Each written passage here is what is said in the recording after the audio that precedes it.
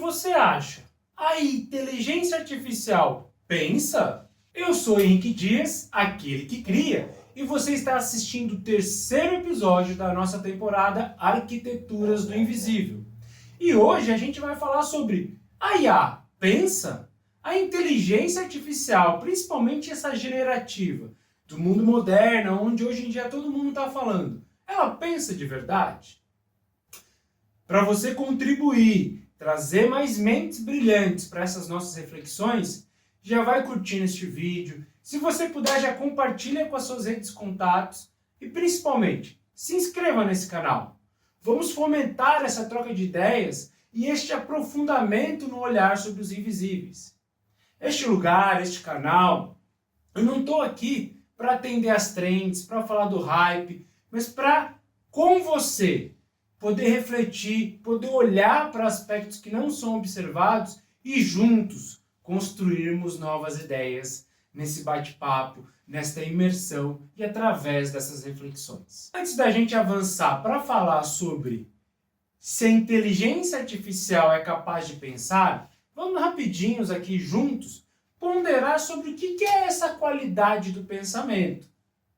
E é lógico, como humanos, e a partir deste olhar que temos, somos capazes de analisar o pensamento diante dos referenciais que temos. E hoje, olhando para esse aspecto biológico do qual somos carregados, a história toda acumulada em nossa arqueologia, em nossos registros escritos, a gente pode entender e juntos aqui observar que o pensar, ele é um conjunto que atende às capacidades biológicas do cérebro, mas também se relaciona com tudo aquilo que o bioma, com tudo aquilo que o ecossistema nos apresenta. O que nós, como seres humanos, como essas entidades biológicas de carne e osso, compostas por elementos outros sutis que nós não percebemos ou não vemos, como as emoções, como os sentimentos, como as nossas histórias. Todos esses conjuntos de atributos atuam para facilitar ou dificultar o que nos faz pensar. Essa nossa capacidade de interagir com o ecossistema, de aprender, de assimilar, de olhar para as nossas vulnerabilidades, de reconhecer forças, de atestar fraquezas, faz parte de todos esses nossos conjuntos do pensamento. A gente já pode entender aqui que o pensar não é apenas o nosso mecanismo de linguagem e comunicação. O pensar envolve a digestão daquilo que a gente está sentindo, envolve a tradução daquilo que a gente está observando, envolve a análise dos referenciais que acumulamos. Então, pensar está muito além do simples gesto de se mexer, da mera capacidade de refletirmos e respondermos. Pensar é um conjunto complexo, que hoje nós unimos diferentes escolas acadêmicas para traduzir o pensamento através da biologia, através da neurociência, através da psicologia, onde com ciência, com métodos, com observações, buscamos traduzir as muitas formas do ser humano pensar. E a partir daí, o que as inteligências artificiais generativas, ou os LLMs, fazem? Eles pensam de verdade? Eles, como nós, são capazes de juntar esses diferenciais, de compor e se nutrir das diferentes histórias, de reconhecer vulnerabilidades, identificar fraquezas e forças, lidar com essa bagagem que está além da composição matemática que os neurônios são capazes de fazer?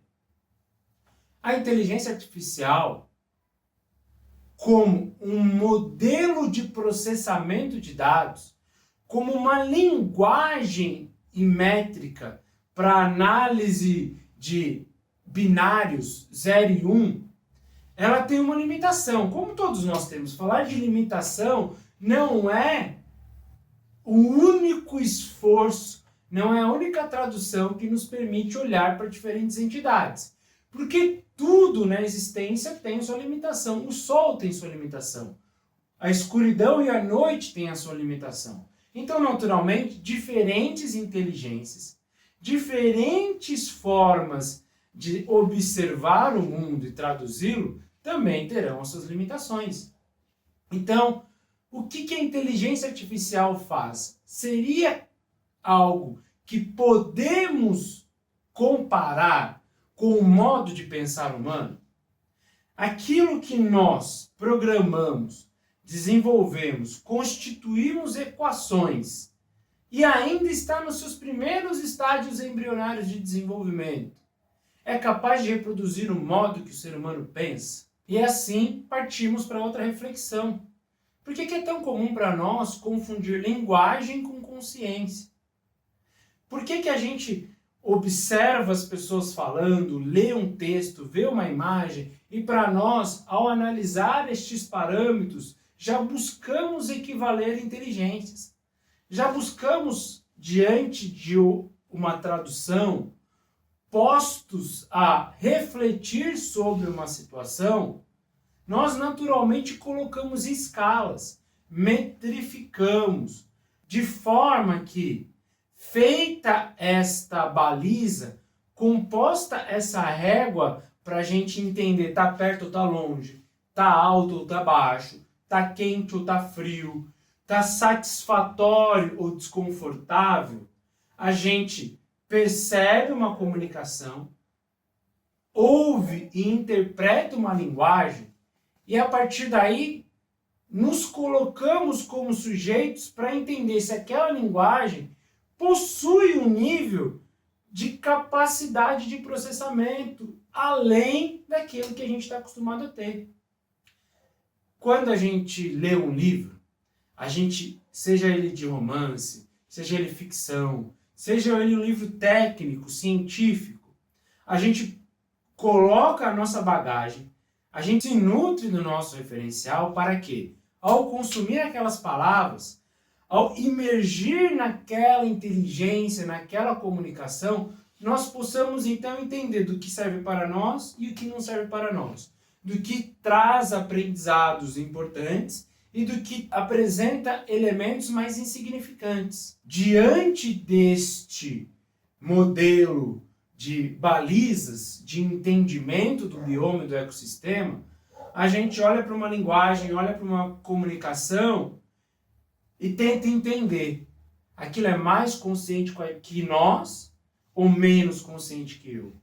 Aquilo é tão capaz quanto eu de entender o mundo que me cerca ou tal pessoa, tal conhecimento, tal inteligência tem capacidades inferiores a mim? E esse tipo de comparativo, esse tipo de ambientação de nós com o meio, muitas vezes nos faz confundir as palavras do texto, aquilo que foi posto numa música, numa arte, como a plenitude da consciência daquele autor, como a capacidade máxima do criador de expressar a sua inteligência. Então olhamos a linguagem, olhamos a comunicação, olhamos aquilo que está posto e buscamos traduzir todo o quadro, toda a gênese que forma aquilo que está posto. E muitas vezes nos caímos em armadilhas. Porque ignoramos os elementos, os artefatos, os mecanismos que compõem essa armadilha, ou muitas vezes porque também queremos navegar nestas águas que, de certa forma, representam um certo tipo de conforto para nós. Nós temos diferentes exemplos, como o doutor Miguel Nicoleles, que aponta com muita riqueza, tanto nos seus artigos e principalmente nos materiais que ele vem trazendo em colunas e em podcast que ele participa.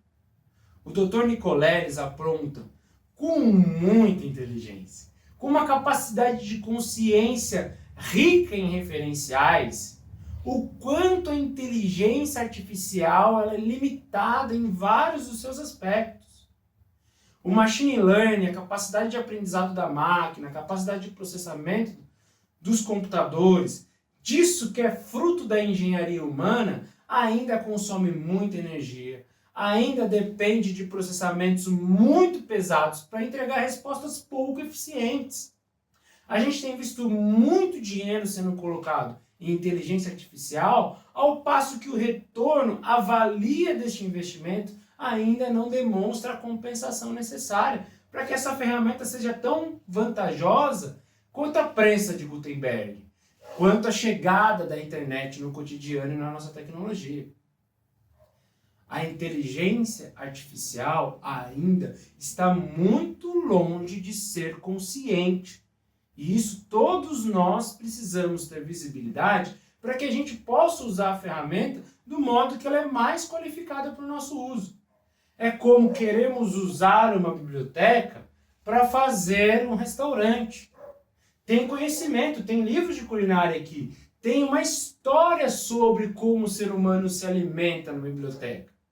Mas aquilo não está lá para a gente fazer comida e para a gente vender uma lasanha. Ou para a gente fritar pastel. Imagina a gente começa a fritar pastel, fazer churrasco dentro de uma livraria. Acabam-se os livros, estragam-se os conhecimentos.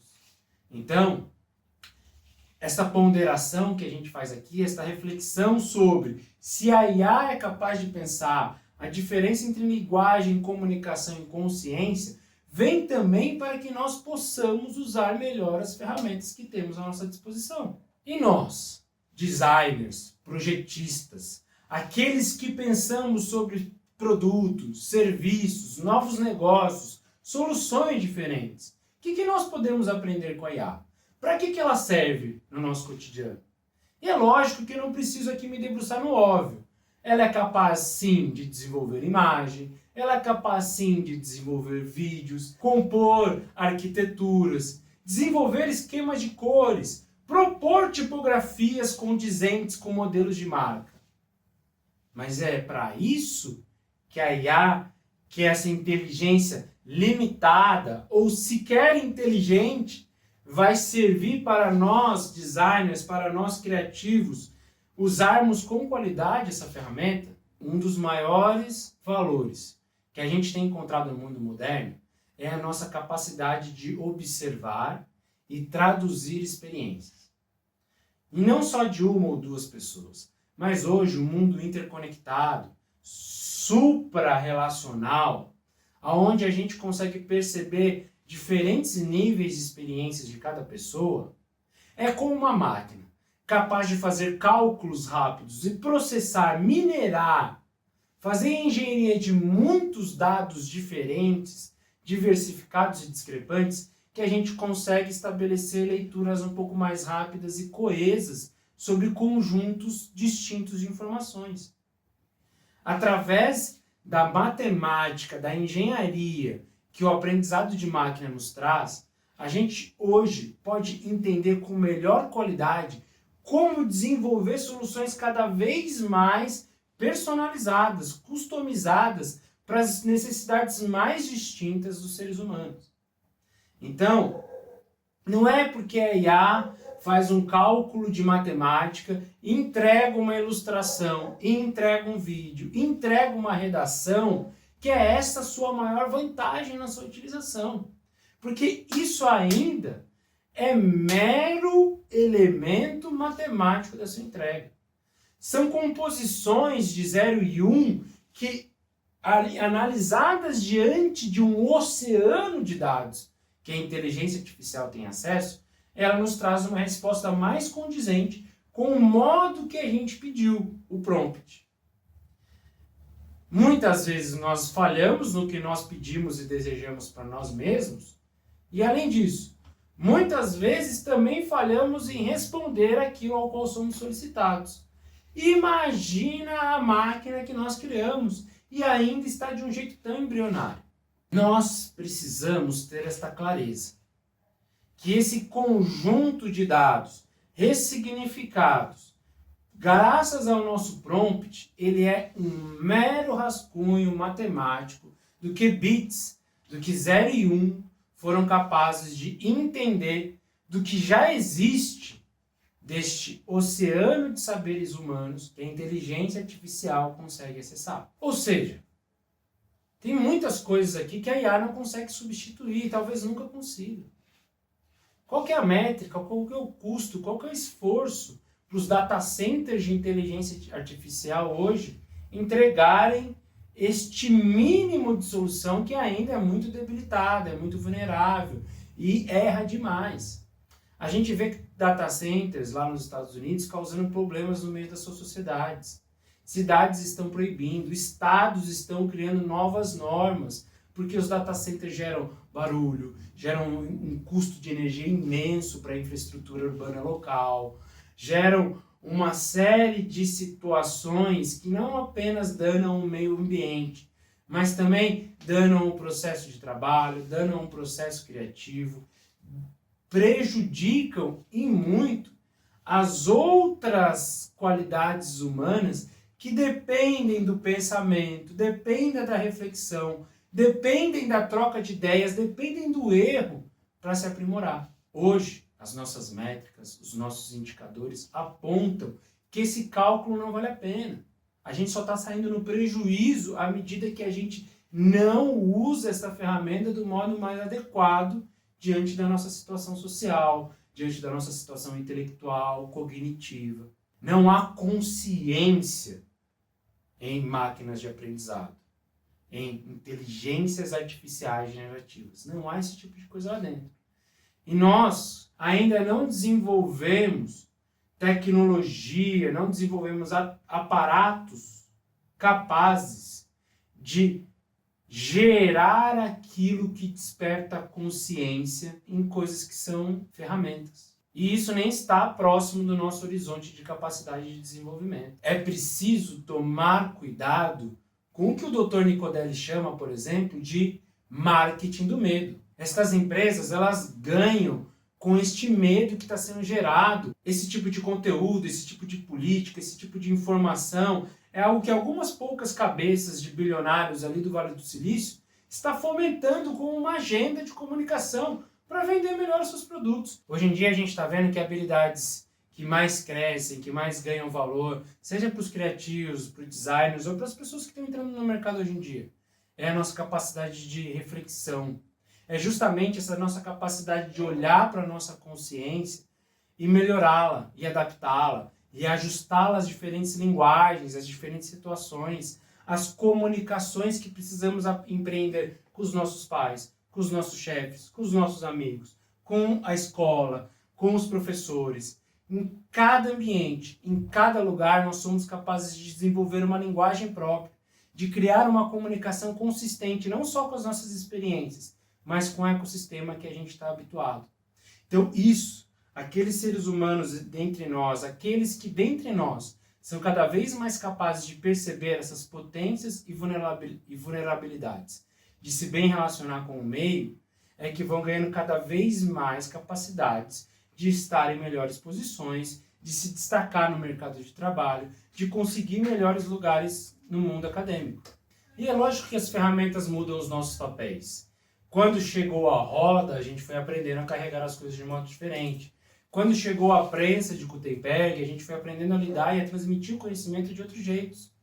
Quando foi chegando o carro, as máquinas a vapor, a gente foi criando novos comportamentos diante das novas tecnologias. Sendo assim, naturalmente, com a chegada da IA, da inteligência artificial e a sua popularização, designers, criativos, projetistas, todos nós vamos ter que aprender a fazer as coisas das quais estamos acostumados diante desse novo cenário, diante dessa nova ferramenta. Então vamos estar atentos ao que está sendo feito. Vamos entender o custo, vamos entender as dimensões, capacidade de entregas, principalmente vamos entender como a nossa consciência interage com as ferramentas que nós temos à disposição diante dos desafios que a gente tem para entregar, diante dos caminhos que a gente quer traçar e percorrer para ser melhor no que fazemos, para garantir o melhor ambiente onde nós vivemos e principalmente para dar para as próximas gerações um mundo melhor para que todos nós possamos viver. E aí, o que você acha? Para que você tem usado a inteligência artificial generativa no seu cotidiano?